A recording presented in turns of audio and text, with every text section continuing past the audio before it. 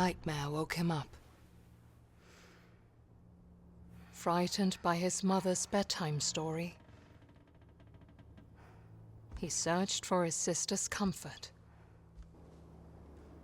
But she was nowhere to be found.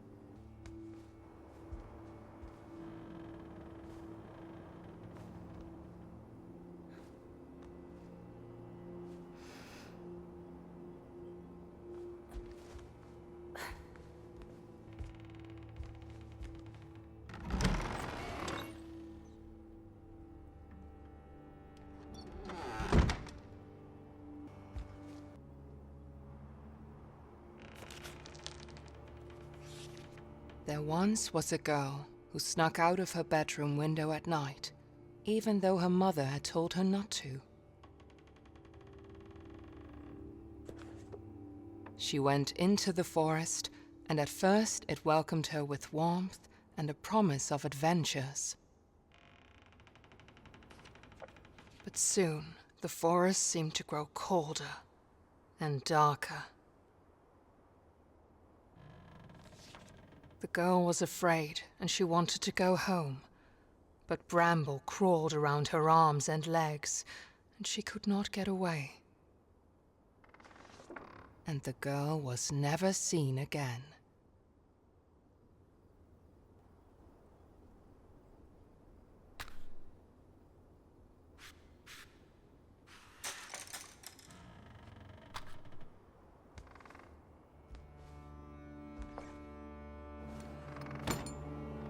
The darkness outside scared him.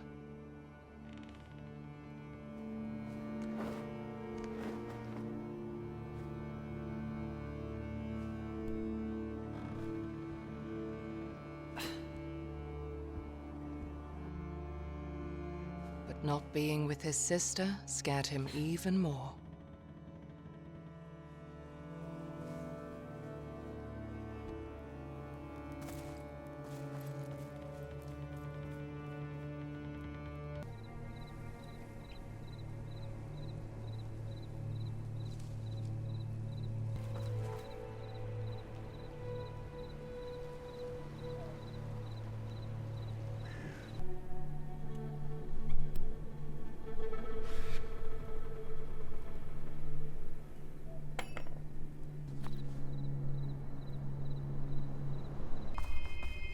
A light in the dark. A symbol of hope.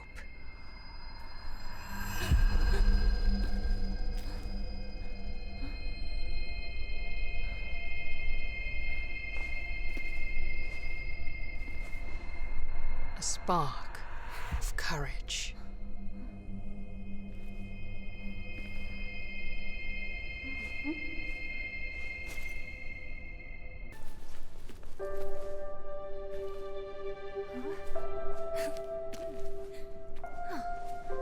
What do you have there? Lillemor asked. It glimmers beautifully.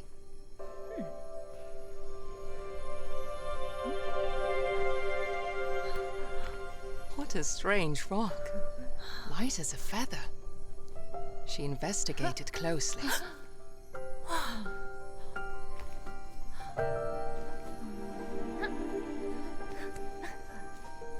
Let us play, little brother, Lillemor babbled.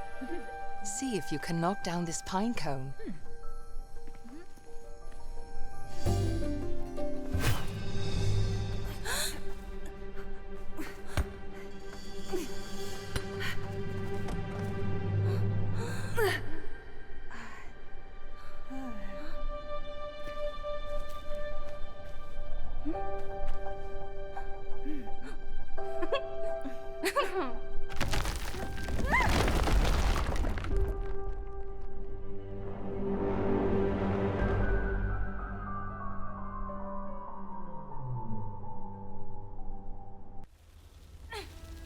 together, they tumbled down deeper and deeper through the old ruin.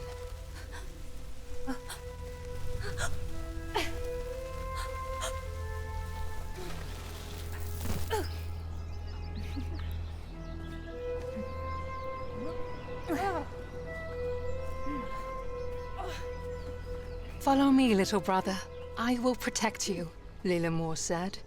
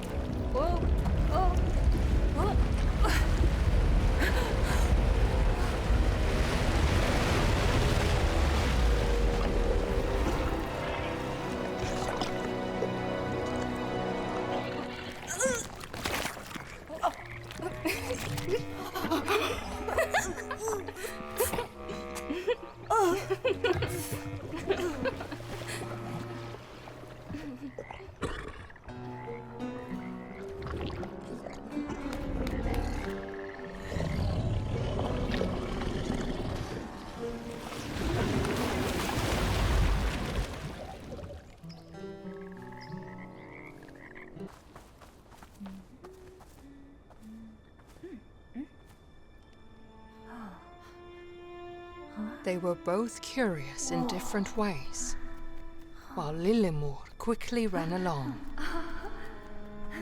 Ulle could get completely enthralled.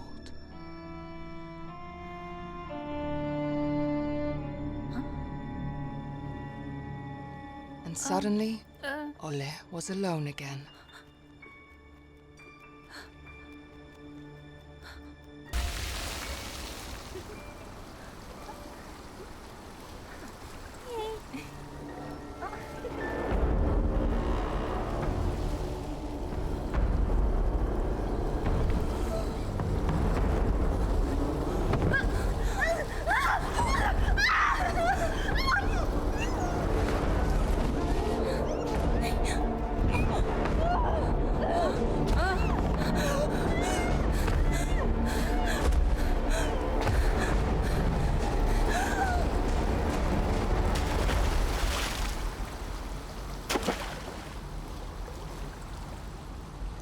The river was strong, and Ulle was weak. He did not stand a chance. But soon the sound of the river faded. Olle was happy to have firm ground under his feet again.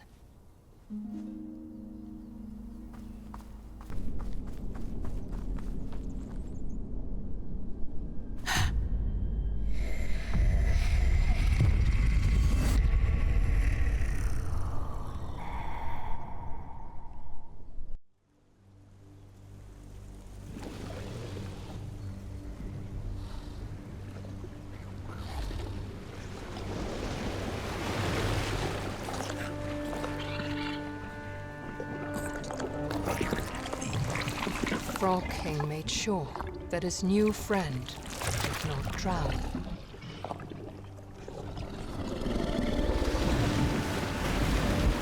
But without his sister, he felt like the loneliest child in the world.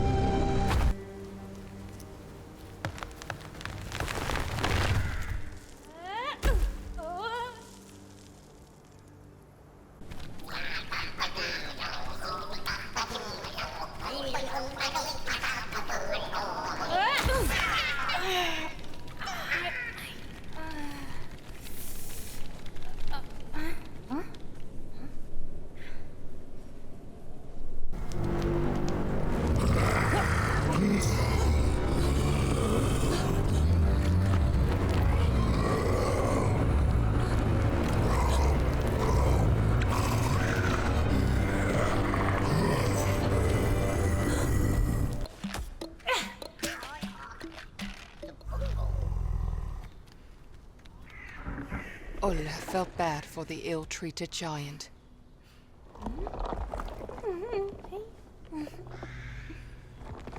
Lemmus might be big, but he had a warm stone heart.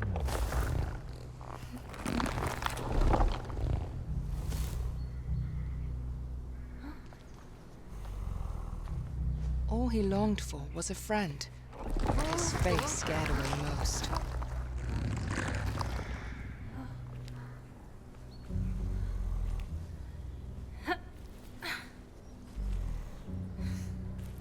Even so, it seemed like he had found one.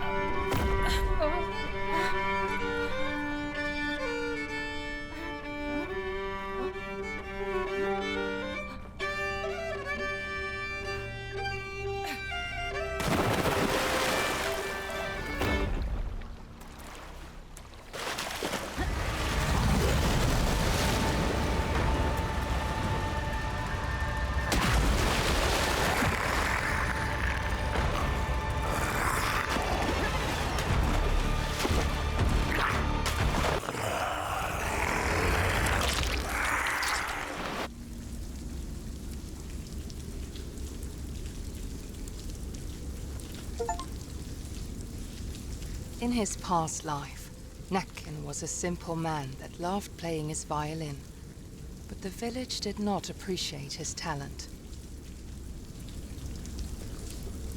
People would frequently bully him, and the only soul that did not was a girl that Nekken fell in love with. One day, the bullying and beatings became so severe that Nekken's anger finally overtook him. He marched into the village, playing forbidden melodies that made everyone dance, until their flesh and bone got worn down.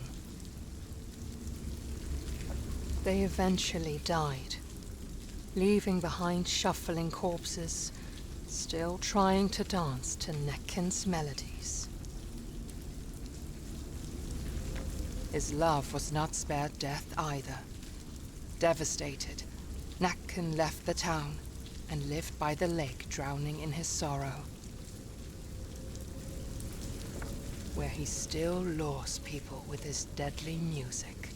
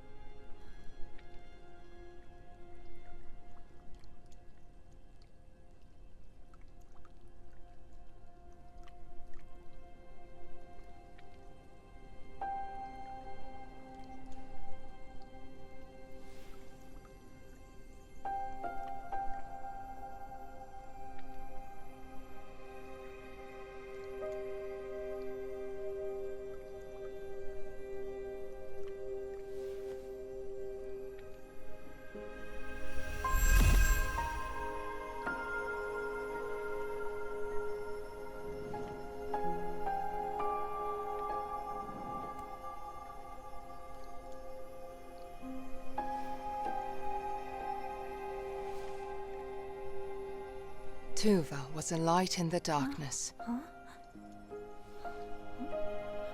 She had filled his heart with courage, and the stone with her radiance. The bramble covers all where darkness has taken hold, Tuva said. Follow the light. You will find what you are searching for within the mountain.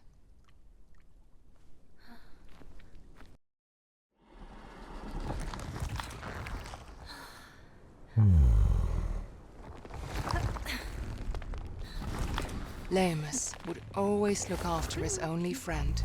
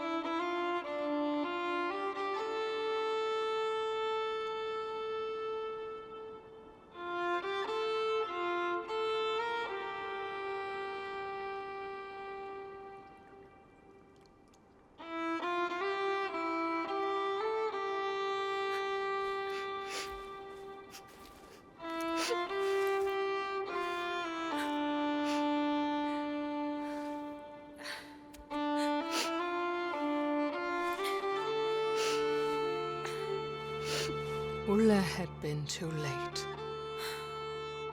At At least he could give the child a proper burial, so that it would not become another dark soul.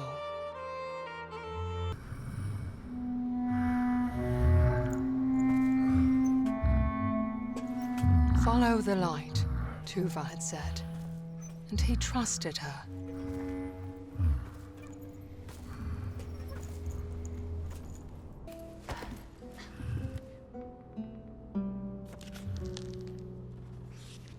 Long ago, there was a peaceful kingdom that lacked an heir to the throne. King Niels and his queen Magdalena had waited for a long time, and at last she was expecting a child. She gave birth to the longed-for son, and they named him Ulrich. But suddenly, doctors crowded around the queen's bed. Magdalena succumbed to the labors of childbirth. The love of his life was gone. Weighed down by sorrow, King Niels approached his autumn. Meanwhile, Ulrich grew into a young boy full of life. The prince was the only thing that kept the darkness at bay in his heart. One day, Prince Ulrich fell ill. The doctors tried everything, but he grew weaker and weaker. They told King Niels about a mythical flower that witches were rumored to use to heal any illness. King Niels searched the whole kingdom for the flower to no avail, and his campaign soon became a gruesome witch hunt. His path was lined with the witches he had slain, but the flower was nowhere to be found.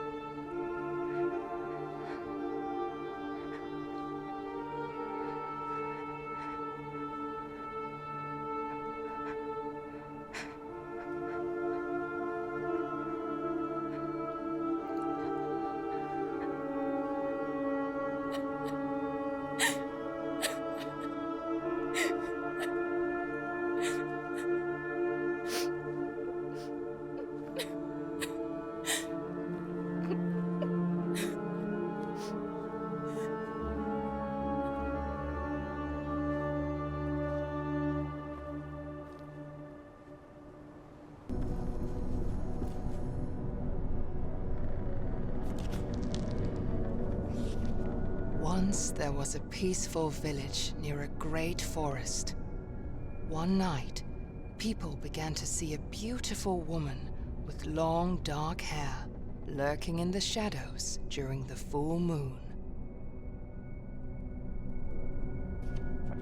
Men started to follow her into the forest.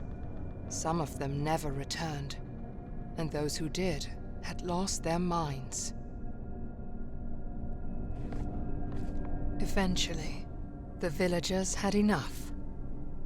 They took all the dark-haired women of a certain age and put them on trial for witchcraft. They started to execute them, hoping to find the right one. Yet men kept disappearing during full moon nights. The villagers grew more and more desperate and burned down a large area of the forest in the hope of finding this strange, beautiful woman, but to no avail. The villagers had lost themselves. They killed their own mothers and daughters. They burned down more of the forest that had served them with resources. Then one night, when the moon shone at its brightest, 5 brave men took matters into their own hands. They put on their coats and walked into the burnt forest to hunt for the woman with the dark hair. After a time, they saw the beautiful woman standing in a clearing. The men were instantly enchanted and followed her deep into the forest's heart. She was a shapeshifter that mimicked what men wanted to see in order to lure them away. When they were close enough to touch her, she transformed into something monstrous. She ripped their chests open, hung them up in the trees, and drew strange powers from their still beating hearts. And no one would ever see them again.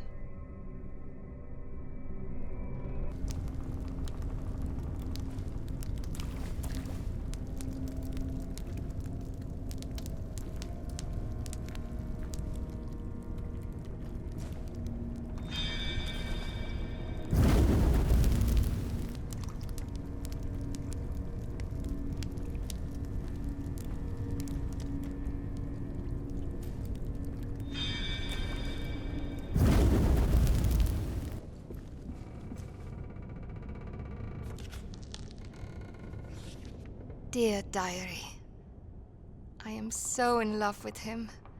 I cannot even describe it. It feels like he loves me too.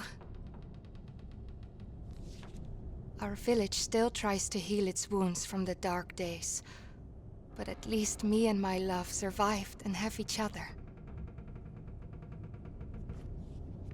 After the horrible witch hunt, we thought we were safe. We thought we would have peace. But then the plague came to our village. Feels like the plague is some kind of punishment for our sins. Maybe we deserve this. People say they have seen an old woman with a rake at night. Every house she passes, people inside get sick. I hope she does not come to my house. Every morning, someone new has fallen ill, and shortly thereafter they die. We do not even dare to give them a proper funeral. It is horrible. The dead are rising from their graves, and they eat the ones left alive. I have locked myself in the house. I got separated from my love. I wish I could be with him. I hope I can meet him in the next life. I'm out of food, and the dead are right outside my door. I miss him so much.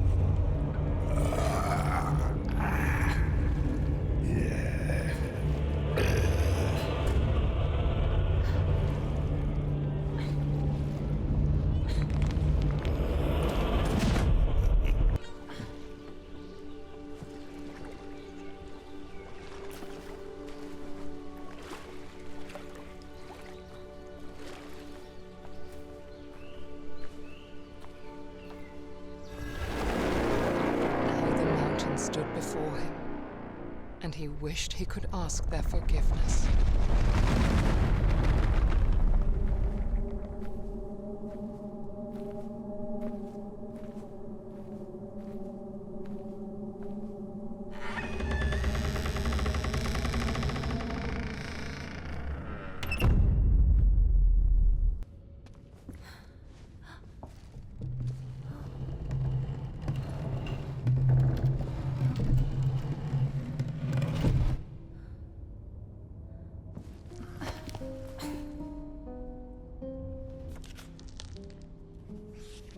Exhausted, bloody, and at his wits' end, King Nils came to a witch's house on the outskirts of his kingdom. He fell to his knees, begging the witch to help cure his son, and she agreed.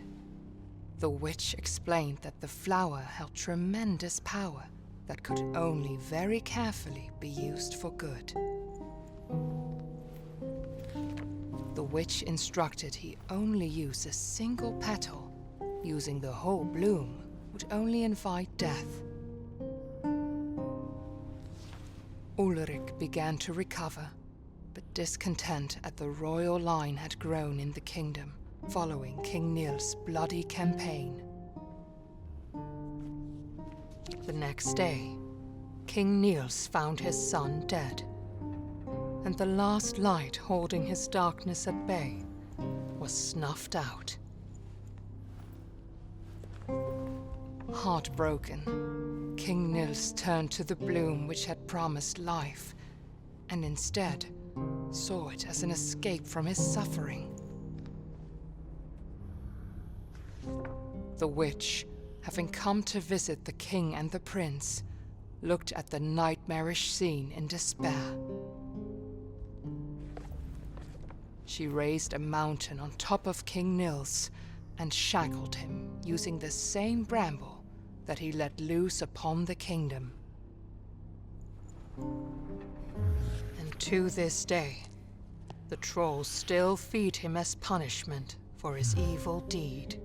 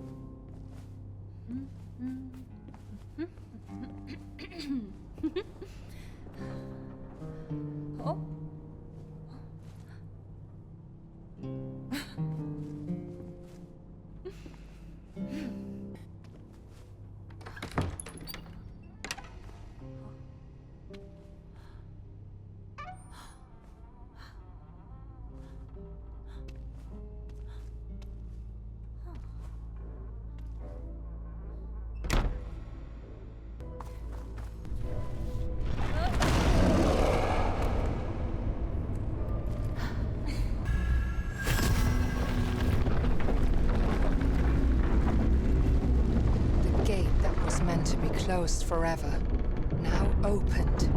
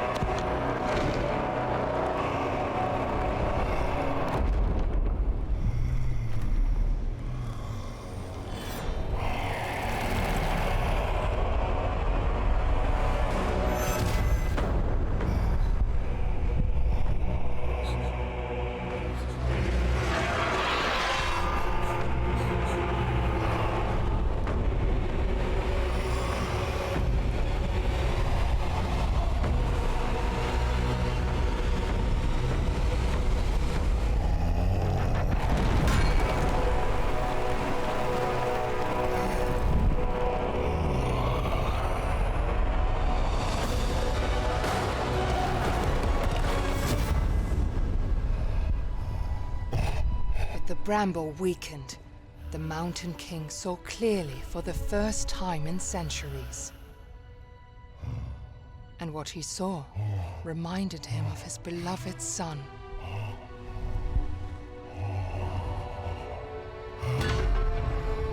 He would not lose him again. This time, King Nils would overcome the darkness.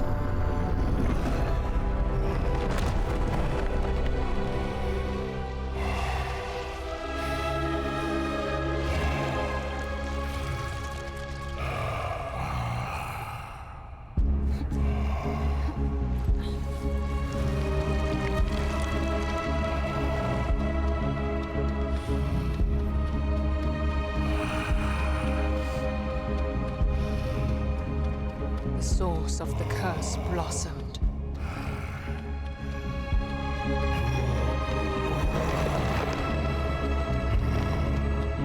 King Niels tore the bramble rooted in his back and brought it all to an end.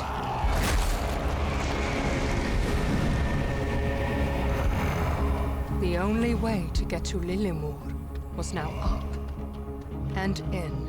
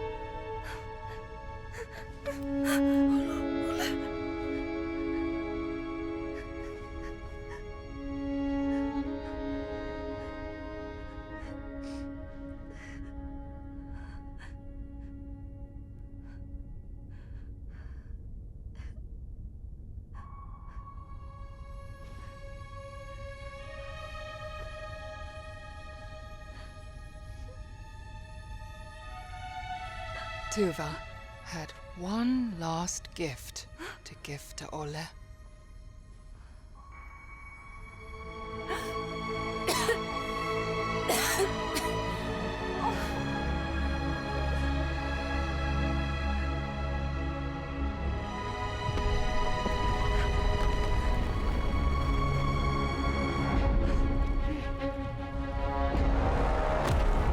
The Mountain King dead, his prison started to crumble.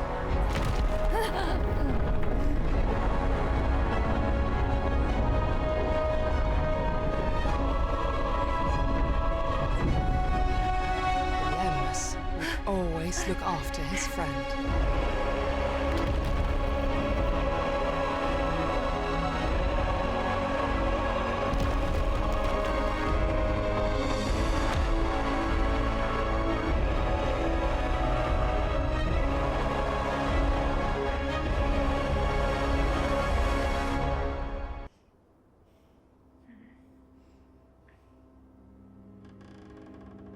A nightmare woke her up. Frightened by her memories. she searched for her brother's comfort. But he was nowhere to be found.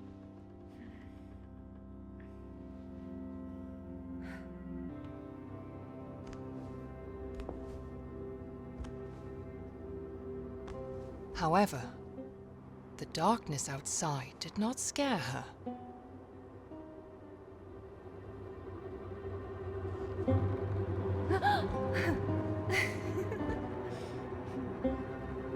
Because she knew she had her brother.